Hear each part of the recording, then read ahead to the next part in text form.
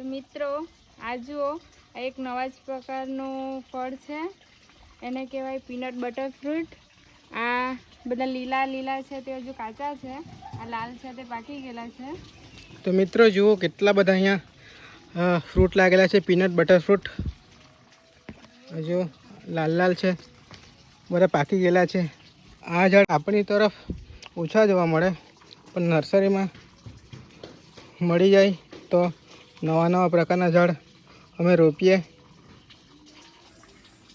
તો ઢીંગલું પણ ખૂબ જ ખુશ થતું છે. ઢીંગલુંને મજા પડી ગઈ. ઢીંગલું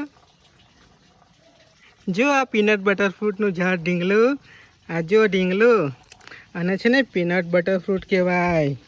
આમાં મેં જોઈ લીધું.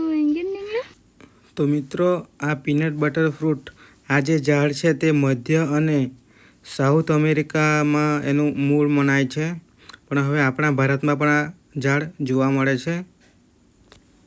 તો મિત્રો આ ફ્રૂટ વિશે અમે ગૂગલમાં સર્ચ કર્યું તો જાણવા મળ્યું કે એનાથી કોલેસ્ટ્રોલ લેવલ કંટ્રોલમાં રહી અને આપણા હૃદય માટે પણ એક ફાયદાકારક છે, અને જે પ્રોસ્ટેટ કેન્સર આવે એ થવાનું જોખમ પણ આ ફ્રૂટ ખાવાથી ઘટી જાય છે.